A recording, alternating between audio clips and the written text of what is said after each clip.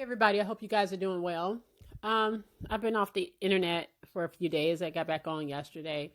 Um, you know, everybody deals with tragedy and grief very differently, and you have to understand that. When I saw these people, like, why are people upset about somebody that they never knew? Because a lot of times it's because you may have just grown up watching this person, and also it can trigger your own fears about your mortality and as well as memories of losing a loved one. All that can be triggered by something like that. So people really should stop, telling people how they should and shouldn't grieve in situations like that. All right, you just gotta stop doing that. I've had to learn how to stop doing that. But I wanted to come back to you guys with some of the trending topics, things that I've missed. Maybe you have as well. We're gonna start with Popeyes. Now, Popeyes is known for their tasty crack sandwich, all right? Cracked chicken.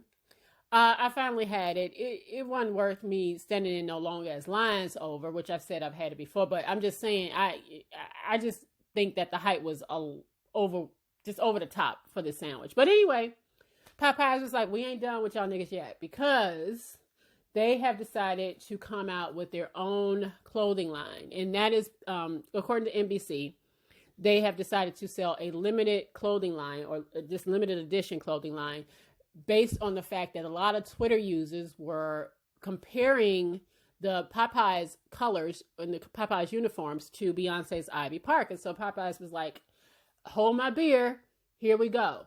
And they made their own clothing line. It's called That Look from Popeyes. And at first I thought this was a big joke. Like, are they serious? But I think they are. Because they understand the power of social media.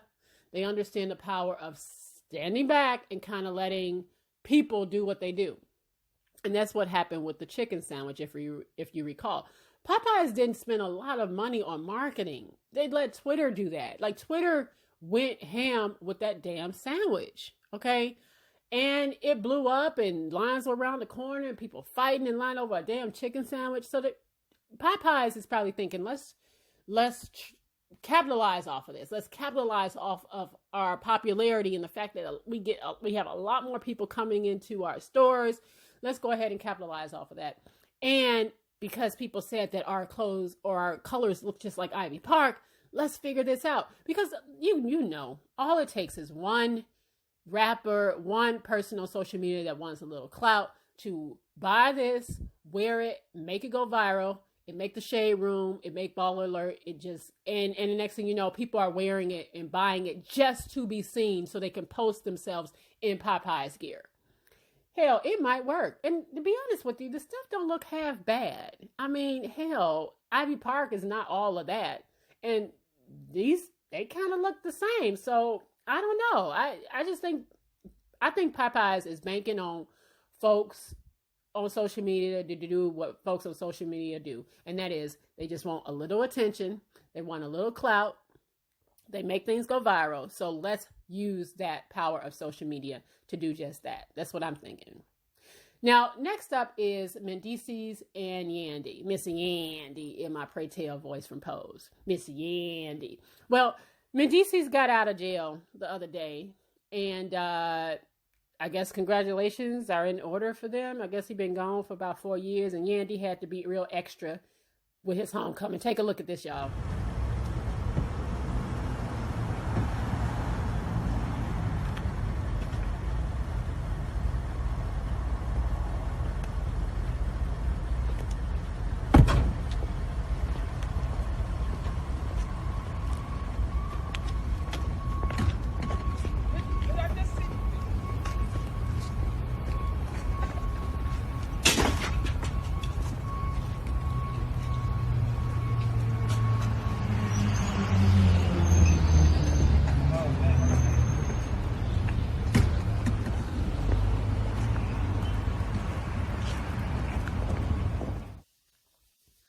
I guess they had to do all that extra shit because, to be honest with you, he could have just thrown the clothes away at the jail. He didn't have to, like, come get out the Bentley, go over to the trash can and throw it in there. But, people are so extra. Maybe they taping for love and hip hop. I don't know, because Yandy definitely is thirsty for a storyline. She needs a storyline because this whole thing with Chrissy and her, It's so stupid. But I'm hoping that the girl ain't got no time to sit here and fight with Yandy, because again, you have to remember, Mandeecees has been away for 4 long years, 4 long years, and I don't know. I imagine that I wouldn't have much time to be talking to everybody. If you know what I mean, you know what I mean. All right.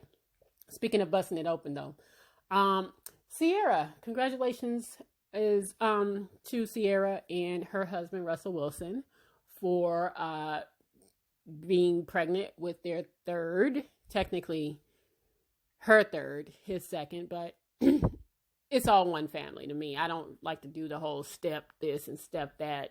That's his third too. All right. So yeah, congratulations to them. I'm glad that they are expanding their family.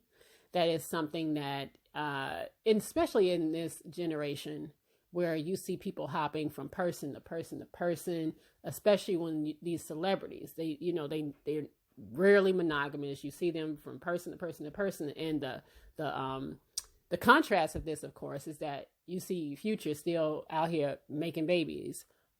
Since he's been with Ciara, or since him and Ciara parted, how many more kids has he had since that? So it's just kind of like, wow, just see the contrast in their lives, and to see how she's been able to meet and fall in love with a man who is grounded in his love of God, his spirituality, and that he just wants a wife. He wanted a wife. He wanted her as his wife, despite whatever.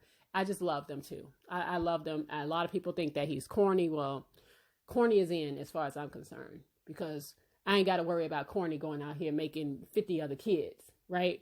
So, congratulations to them. I think it's a beautiful thing. I absolutely think it's a beautiful thing.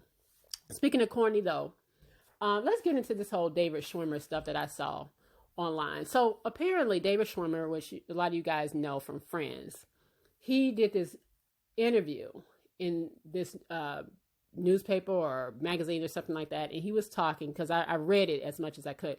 He was talking about like his stint on Friends and how successful they were, and just his life in general and what he's been doing. He's also talked about he understands his white male privilege. He's woke, right? He didn't dated an Asian woman. He didn't dated an African American woman. And speaking of Asian and African American women, he's like, what if, you know what they should put on TV? They should put on a show like Friends, featuring all Black people, featuring all Asian people. And people were like, they did. It was called Living Single, and it came before Friends, and he started to get dragged for it. All right. So I just find it kind of funny that either he was just completely ignorant to it, or he just had that white male blind spot where he just didn't want to act like he knew. But Living Single was out before Friends. Okay. I believe they debuted a year before Friends. And I remember this interview that's been trending. Queen Latifah talking about the president of NBC saying, if there was any show he would like to have or had been able to pick up, it would have been Living Single. And lo and behold, a year later, Friends debuts on NBC. So basically, like they always do, right? He took it. He took the idea and turned it into all white people. All right. And I saw it was said that Living Single was trending for the last few days. And, at first I was like, oh my God, did somebody die? Because again, I haven't really been paying attention to the internet. But it's nice to see that people are appreciating these shows for what they are. Because again, right now on TV, you don't have a lot of sitcoms. And you definitely don't have a lot of sitcoms where you have all Black people. And at the time, this was groundbreaking. You had Black people living in what now is a gentrified, area of New York. And they all did really well. You had Maxine Shaw and Kyle. You had Overton and Sinclair. You had Regine. You had all these characters. And that can't nobody tell me that Phoebe is not based on Sinclair, or Joey is not based on Sinclair or Overton. They are. A lot of people think that Rachel and Regine, or Regine and Rachel was based off of Regine. Or you have Monica and Khadijah. So you have these characters that they tried to line up, and everybody knows that Friends is a knockoff of Living Single. And I'm glad that people are finally recognizing just how important Living Single was to our culture.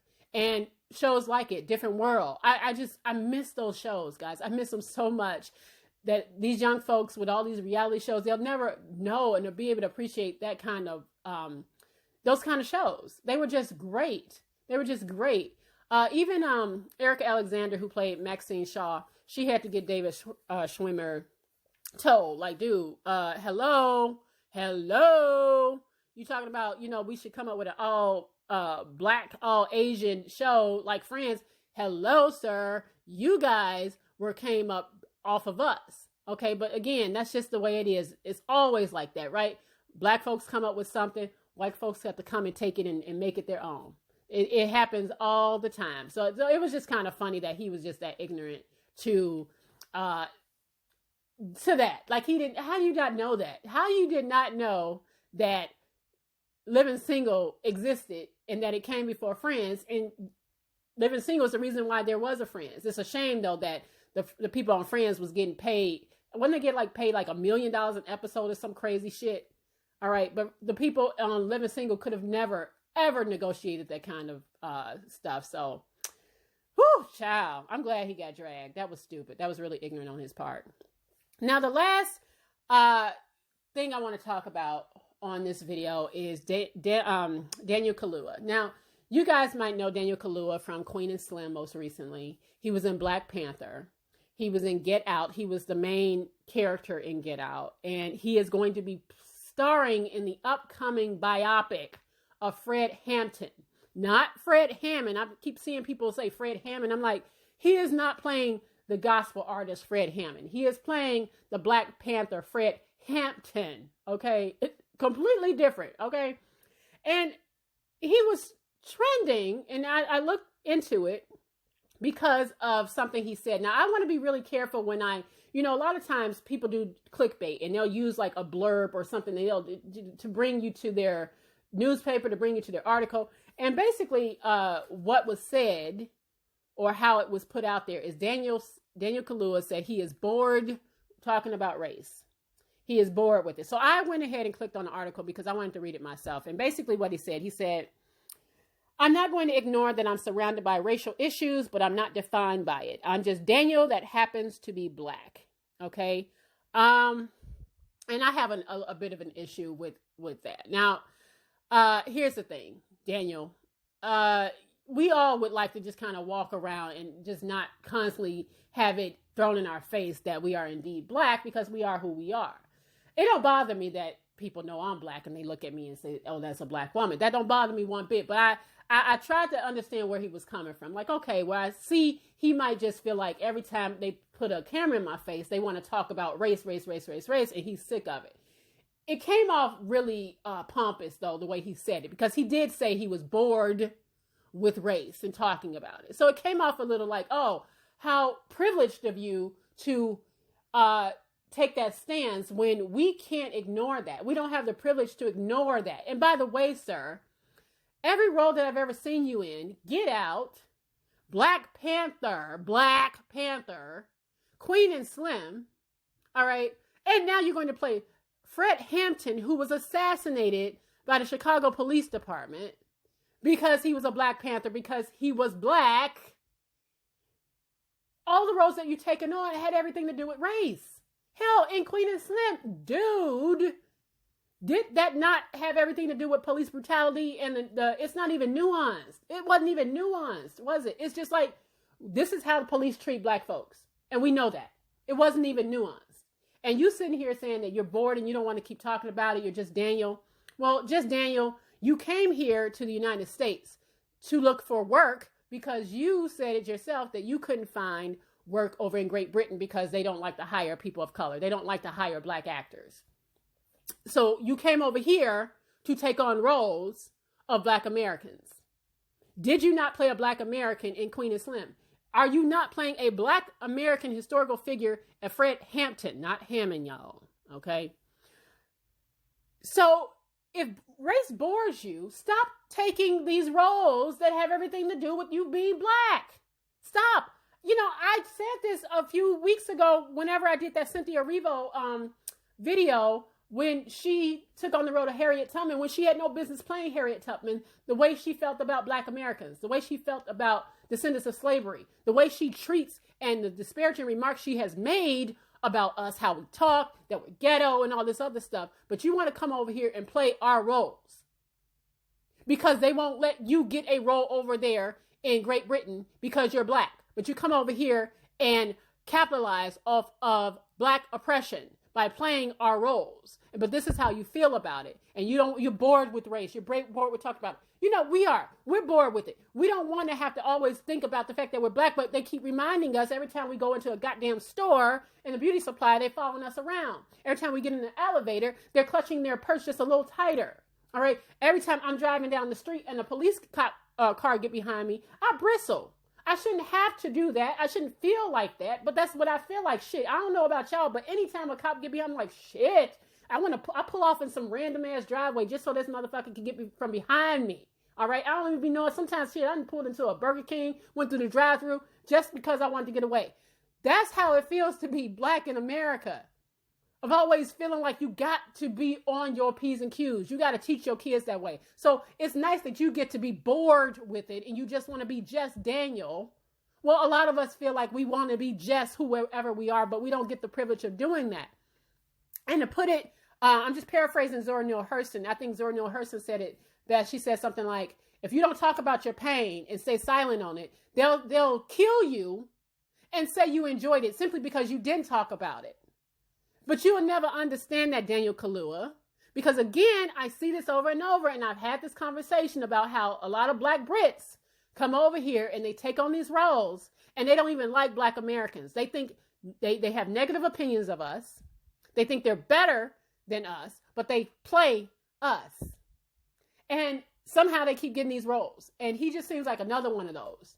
Dude, don't play any more of these roles where race is indeed the deciding factor or the elephant in the room, and just go play some rom-coms. Go play where you can switch yourself out with a white guy and they'll still play the same.